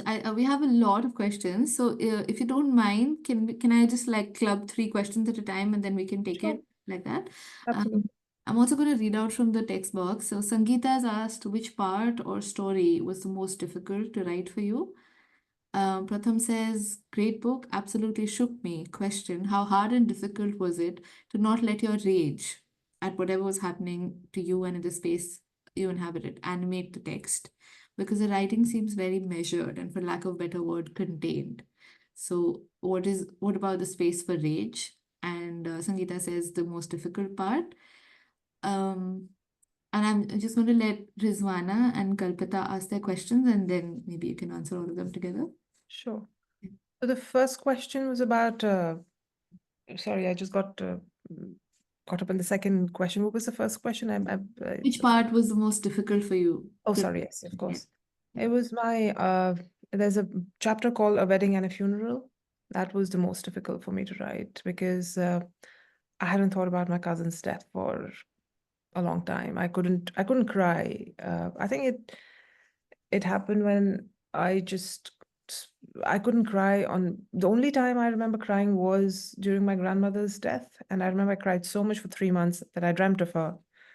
And she was like, "Do you want to come to me?" And after that, I stopped crying. And I think both the questions are sort of interlinked in a way that it was my cousin's funeral I went for, and I remember just seeing the way his mother and his sister were crying there, and then 40 days later, his dad also died. I don't remember crying. I think that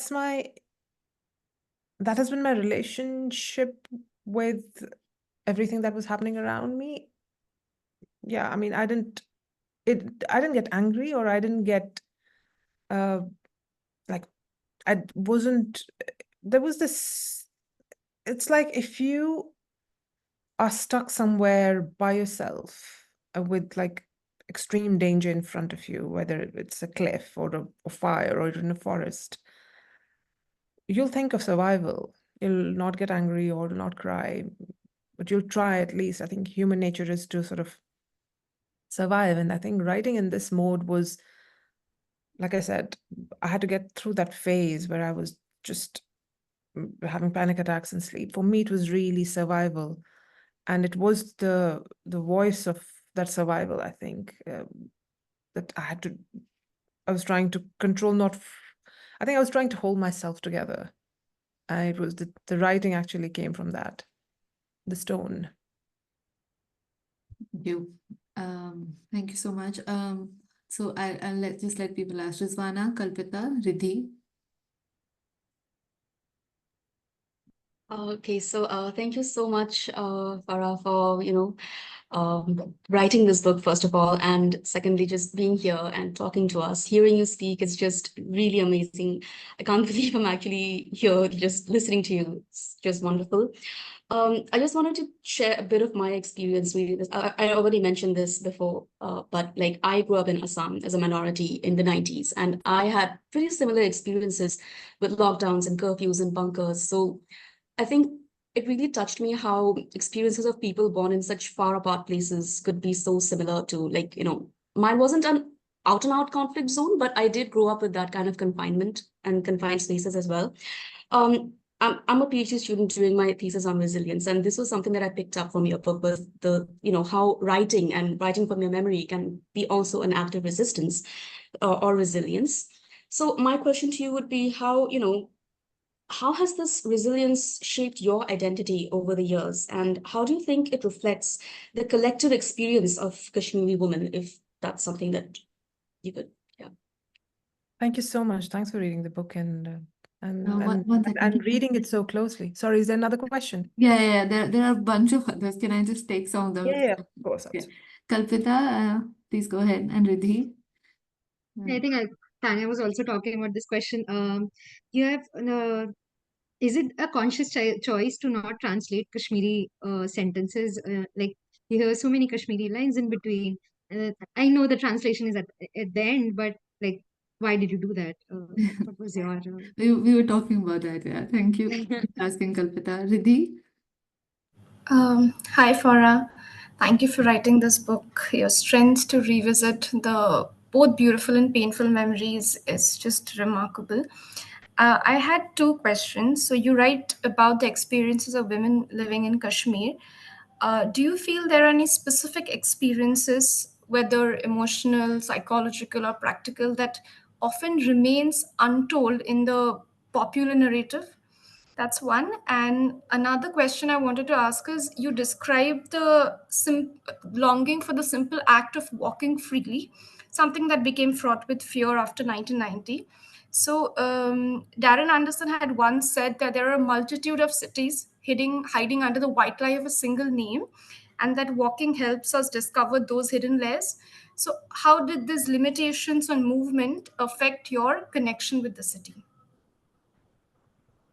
Okay, thanks. Is any There are a few more, but like maybe we can do these and then take the second one. Sure. Is that okay? I Anya? just wrote it down this time. Yeah. Yeah, sure. Okay. So regarding the question on resilience and identity and how it shaped me, I think when you're writing something so intimate and personal, you don't really think about, I think the shaping has already happened. You know, you've already been shaped into someone who has thought about things. It's so the way I look at drafts and the way I look at writing is in the first draft, I feel you basically just those are the notes, right? So you just write down notes of what you know. The second draft is really the story that you tell yourself and you remind yourself. And the third draft is then for the reader. But in this case, I feel you're not conscious of how it's going to shape me or how it has shaped me. You're just telling a story. The only thing that it did was basically just see, there are two kinds of, I mean, there are different kinds of women, right? So I remember growing up remember growing up as a fearful child. In the beginning, I was very scared. When insurgency erupted, I was very scared to go out. I was very scared about everything, you know, sleeping at night, probably losing family.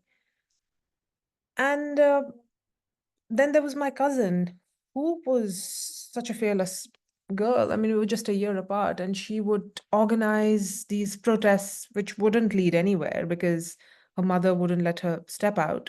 But she would like get all the girls from the neighborhood together, and she'd be like, "We're marching to the UN office," and I'm like, "Are you crazy? Like that, you're gonna get killed." So I think, and now when you look at her and you speak to her, it's as if she's like blocked that part of her personality completely, and I became completely the opposite. I started thinking about it more. So how I started as a young girl, from a really fearful girl to trying to somehow process things, and then finally be able to write it and fight resistance within myself to be able to face those memories. And I remember when I finished the draft, anyone who studied psychology here probably will be able to relate to me, but others can have a laugh at my expense. Then I had a dream again, and I saw like that I was walking outside my house, which was empty, but it was on fire.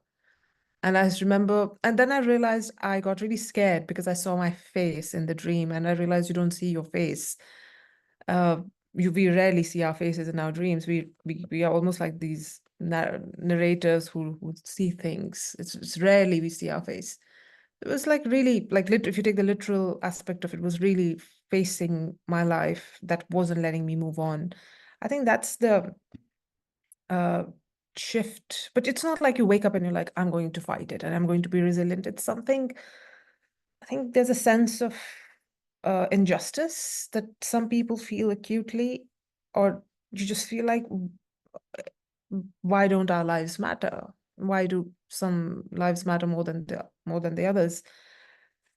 To the second question about translations, it wasn't a deliberate choice not to include translation, but I think it was more like stream of consciousness. I was thinking about the memories and I was trying to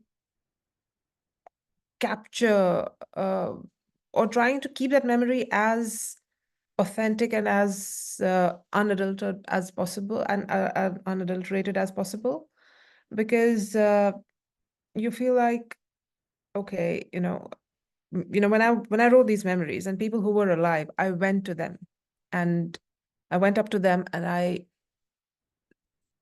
would talk about the same incident with them completely in a normal manner without telling them I was writing the book, because I wanted to ratify those memories. How much can you rely on your teenage self? So I ratified with 2-3 people the same account, and that's how I wrote them.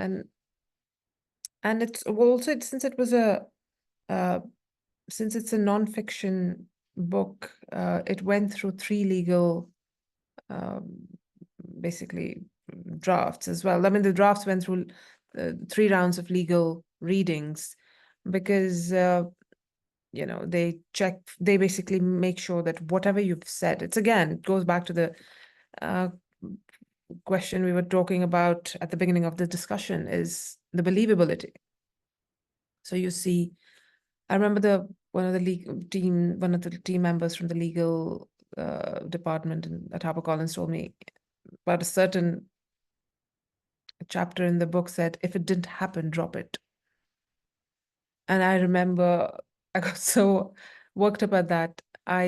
There is a particular chapter where there are like a page and a half of citations on that incident, local media, international coverage. And I was like, it did happen. I went there. I went to that there's only one monument where the names of the people who killed in that spot, they're written there, and there's a small tap on there that the idea is when you drink water from that tap, you say a prayer for the dead.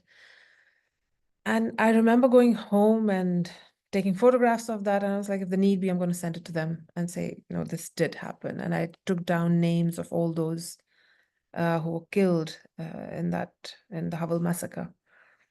So yeah, the translation, then once I was citing, then the editor thought it would be good to sort of translate it. Given a choice, I probably wouldn't have, because that's the way I sort of think.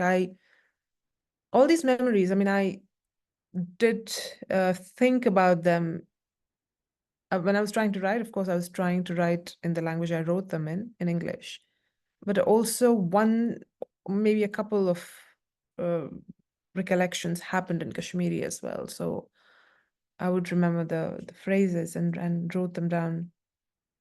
And regarding walking, I think someone asked a question about walking. It was about, I realized so basically had developed this habit of morning walks, when I was 10, and a year later, then the insurgents erupted. I think I was okay till then. It's only after that I started indulging in self-harm. I would pull out my hair. So I clearly wasn't able to process that well. I didn't take it well, that I wasn't able to walk. And even now, when I'm here, I think I love being in a place where I can walk. For me, if I'm moving to a city, the first thing is, how much can I walk there? It doesn't have to be, the place doesn't have to be a conflict zone, but it could be the weather isn't conducive, or sometimes friends joke and like, okay, let's move to Dubai or whatever. I'm like, oh, you can't walk there. For me, walking is almost like, if you can't walk, then there's something wrong with the world. And that's exactly what happened during lockdown, and people weren't encouraged to be out on the roads. So walking for me is more than anything else, is the proof of life. Like, it's so that, I think that changed me fundamentally. I'm still making up for all the lost time there. Where I couldn't walk. Imagine Proust growing up in Kashmir, he wouldn't have been able to write what he wrote. Thank you. Thank you so much for that. Sejal has one question, and there are 2 on the box. Okay, I'll just read out that one. Sorry. Did someone? Okay. Okay. So, Taskeen is saying, thank you so much for the book. I'm Taskeen, a Kashmiri woman. I just wanted to understand how you navigate to speak about incidents of acid attacks and Dukhtar-e Milad. I'm asking from a position where we as Kashmiri women have a lot of dilemmas around it, whether to speak about it or not. Speaking about periods per se, I don't think any woman has written and highlighted different nuances as a woman in a conflict zone. I don't know. I appreciate your courage, but what keeps you motivated to keep writing about it? How do you respond vis-a-vis the rest of society?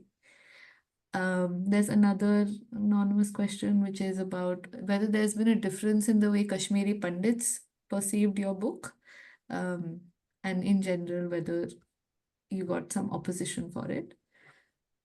So yeah, those two things. And if Sejal can ask a question, then I think we can take the second on.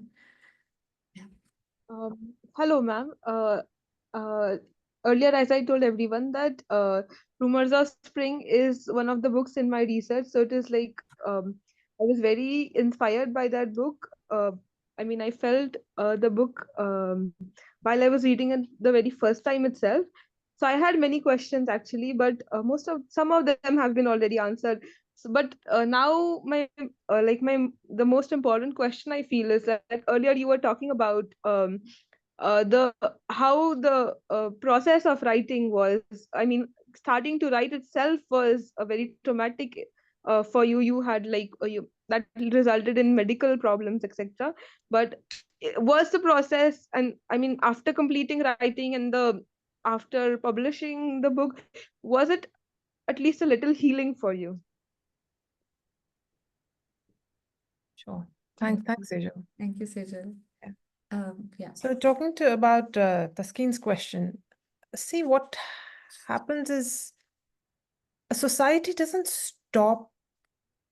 A society's good and bad things don't stop just because there's a war or a conflict going on in that particular territory. So you do have, if there is an acid attack, of course, you talk about it, because just because there is a larger problem in the political issue in the place, that doesn't take away from the fact that, you know, I've been talking about it, and I think that's also one of the points of the book, that how women are the dual recipients of violence in a society that's so militarized. So one is militarization, that's for everyone, and then there's the second level of patriarchy, and often extreme kind. And this is, I think, what I was trying to highlight earlier, is like writing, becoming a journalist, certain things were just completely out of question. It's only I had to move out to work for Reuters. So in that, it's just not the acid attack or moral police that's chasing you, but there is so much more that gets brushed under the carpet. Like, for example, the incidents of domestic violence. What happens in a society where men, especially in South Asian societies, where men feel emasculated? What do? Where do they take it out? They have no control over their lives, or that seeming control over their lives. And then what do you do? Who do you take it out on? And that's more than the acid attack. I think the telling tale in the book is about Nasreen. She just didn't even talk about it. She just killed herself. In acid attack, there's an evidence, there's violence, and that there are these women who suffer.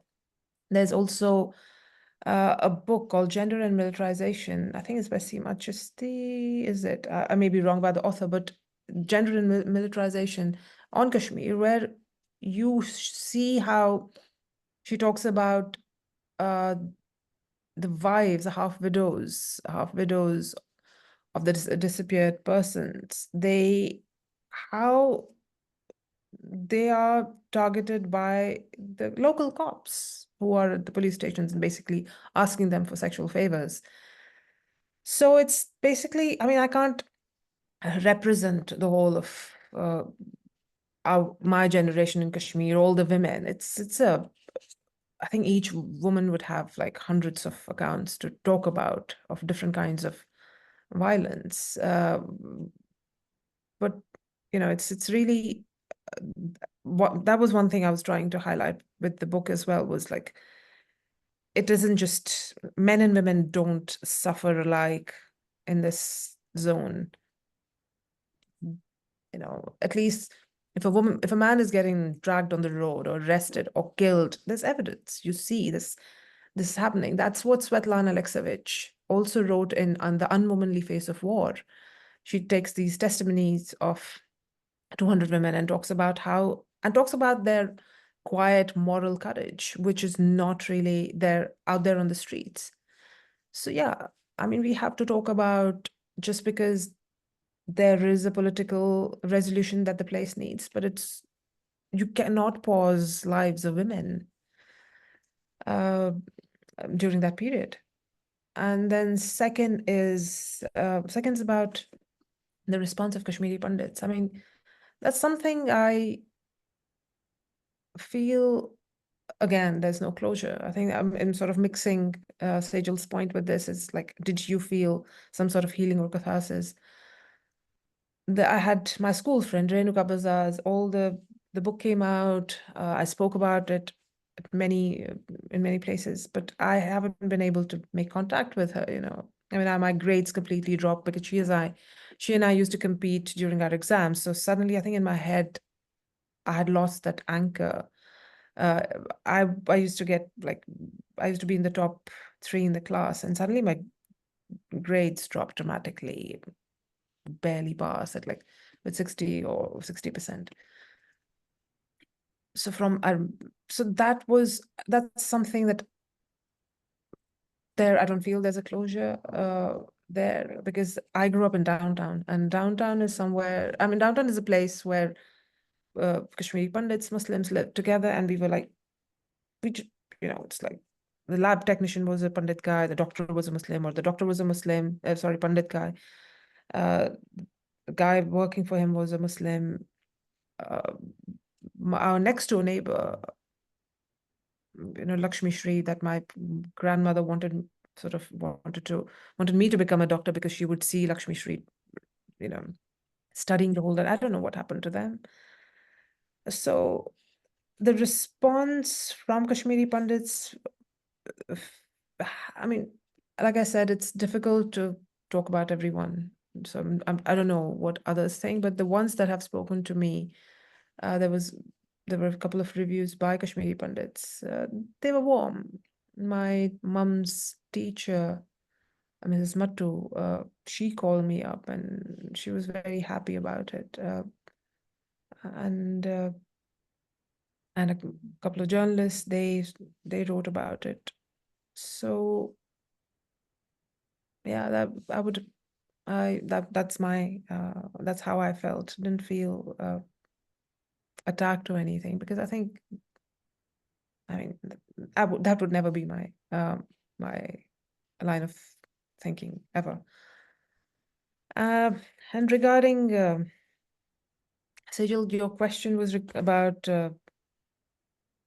Sorry, I just like it's a very touchy issue. Sorry, could you just repeat, like paraphrase it? And I mean, I remember I was talking about it, but I just got distracted. I was asking whether the writing process, the publishing, or the success it has got, was it a bit healing for you? Sorry, I did remember it, but then it just happened. It was healing. I don't know. I wrote about it. It probably made way for other traumas to surface. I think all of us humans, we're just like work in progress till we die. And yeah, I mean, I would say I am able to sort of deal with, let's say, a lot of events that had happened. I'm able to deal with some events more than I used to earlier. But whether it's completely healed, like, yeah, I was just talking about Renuka and Masterji and his family and everyone, and Lakshmi Shri. So then suddenly get derailed, because that's a chunk of your life again, which doesn't seem to have any closure. So it's a, I mean, if there was a complete stop to it, like someone dies and then there are processes. I mean, there's a process to sort of process that death. There are various stages, but there's an event that has happened, that has taken place, and it's ended, and then you try to move on. But in a place like Kashmir, where threads always, they're always loose ends. I don't know if it's possible to actually at any point. I mean, I'm in my mid-40s now. I don't think I've reached a stage where I can say like catharsis seems likely. I don't know. Oh, that's maybe just me. Maybe it works for some people. Thank you so much. We still have more people asking questions, but I'm very conscious of the time. So would it be okay if we took like 5 extra minutes, Farah? No problem. Okay. I'm just going to quickly let Swati take her question, and there are 2 other comments in the. One is by Sonia, who says, has Farah's ideas of what home and belonging is, has it changed since 89 or from your adolescent years?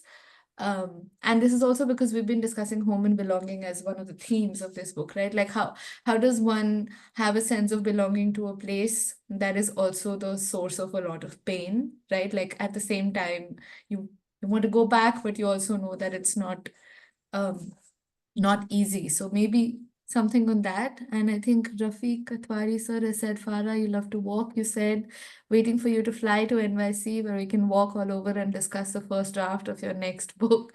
ETA, please, dear friend. So Hi, Rafiq. I, That's Rafiq Chakrapa. yeah, but I think I just read their comment. So yeah, just maybe a little bit on that. And Swati, would you like to jump in? And I think it could be the Yeah. last question.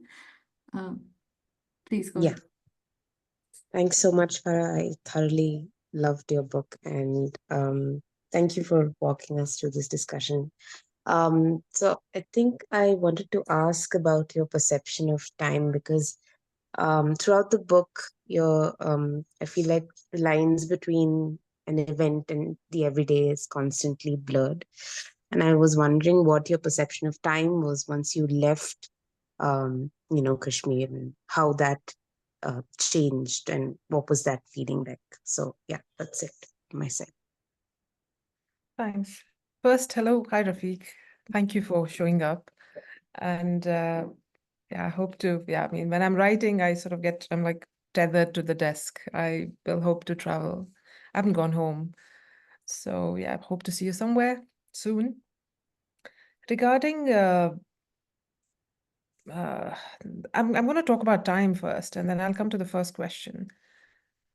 I've actually struggled with this concept. It's very interesting that you talk about it, because I have been really struggling to understand what time means. And I've been trying to read books, fiction especially, which any book that talks about that talks about time or tries to understand what time is. So it's there was this Museum of Innocence by Orhan Pamuk. He tries to touch upon it briefly, but doesn't really get anywhere. For me, it's like when I was there, when I was home, and of course, my parents live there, I go home. You always, it's like inhabiting different worlds, and where everything has changed. So there are like 4 different these spheres and balls of time that one has lived in. So one was before insurgency, that was childhood, flecked with fear here and there, because like Kashmir, it was never like a completely safe a place, which it had, especially in downtown where I grew up. It was restive. There used to be NC, National Conference, and its opponents. They were always there used to be riots. There was Farooq Abdullah being removed from his chair, installed back. So the 80s, till mid 80s, I remember there was constant. I mean, you heard about things and you didn't really see them happening. So that was the 80s, and that was one sphere of time. Then there was insurgency. Then was 90s and early 2000s. That was 90s in itself were like multiple spheres of time put together. And then there was processing of the whole childhood and what had happened after that. and its truncation. That was another sphere. And how things were, lives are managed. So it's, you're like entering almost like another universe.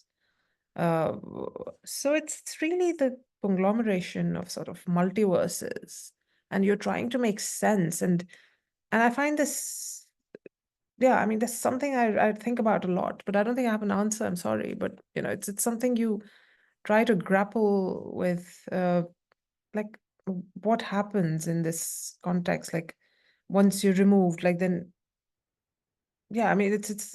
I don't think I can ever answer this question. I haven't thought of. I mean, I've thought about it, but I haven't reached anywhere, to be honest. And regarding home and belonging, I think someone asked that question. What does home mean, and how things change?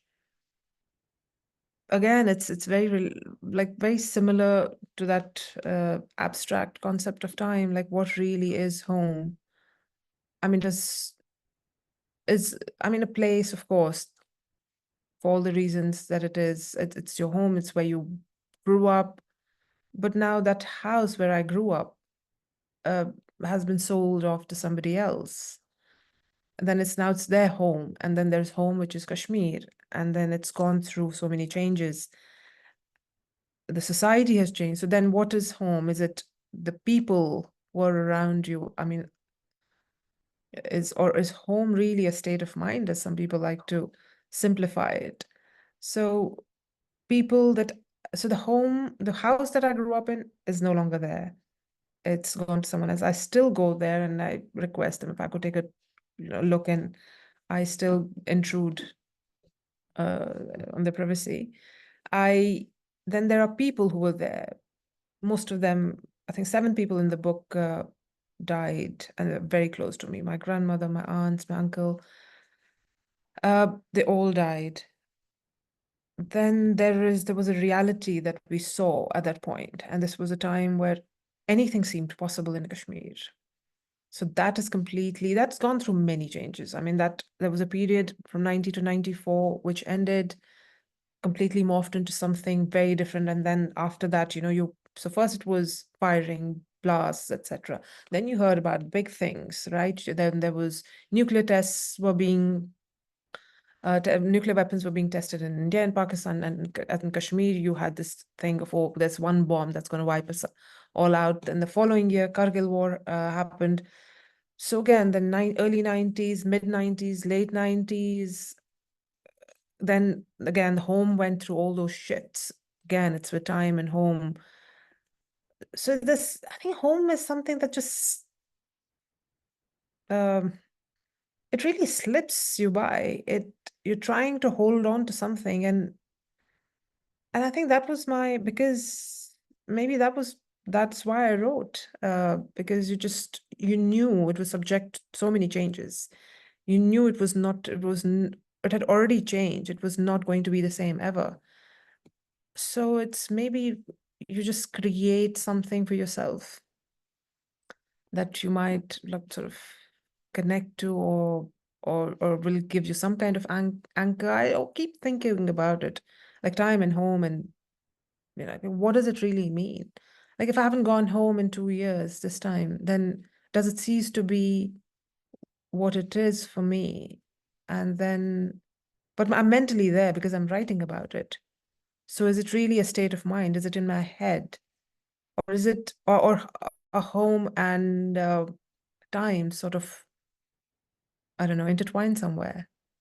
Yeah, I mean, these are really big questions. I don't think I can ever even possibly attempt to answer. No, I think you did. In a lot of ways, you just told us about how when you said home is slipping by, I was thinking about time and home being both things that are ephemeral in some ways, right? Mostly it's an idea that we're holding back. And like you said, when you write Give that some book, kind of anchor to you, yeah, like time. concretize it. No, I think you've done that most beautifully in your book. So I know we've taken a lot of time of yours, but Very this well. has been the most wonderful, most heartwarming discussion. Thank you so much for joining us, for literally sharing your truth with us, for being so vulnerable, allowing us to ask all kinds of questions, and being so patient with our with your responses. It really, really means a lot to us. And I say this on behalf of everybody who joined, that we absolutely loved reading your book. Thank you for putting it out there. It's beautiful. It's a treasure. It's something that I think you've gone through a lot, but this testimony, I think, is there for everyone else to just get a glimpse of what it's like. So thank you for that. And Thank you yeah, so much, Tanya. Thank you everyone who read the uh, book, and I really, really appreciate it. I'm so glad that you could come here. There are lots of people putting thank you messages on the chat box. I can see them. I can see Sophia, Helen. But Yeah. no, I say that when I mean, like, there are a few conversations that you're going to like treasure, and I really feel like this is going to be That one. really means a lot. I mean, I remember when I'm going to just end it on saying there's this friend of mine she knew about when I was writing the book. She was this friend of mine, and we used to live in Singapore together. And when the book came out, she read a couple of positive responses, and she called me and she's like, "How do you feel?" I said, "Grown up." I said, I think I was a little girl who hadn't really grown up or grown up too quickly. So I said, I really feel like I've grown up finally. I'm okay. I feel okay. I don't feel overwhelmed or anything. Thank you so But much. thank you so much. Thanks for choosing this book for Thank you you. so much for coming. Thank you for Thanks. writing this. And yeah, and I hope that we are going to have a recording of this. If it's okay, I'll discuss with you, maybe put it out on our YouTube thing, and I will definitely share it with you whenever we do. But thank you so much for joining Thank us. you so Thank you much, to Tanya. everyone else for joining this discussion, putting your words there. I will see you all next month. And huge hugs from us. Thank you, Farah. Okay. Bye. See you all. Bye-bye. Bye.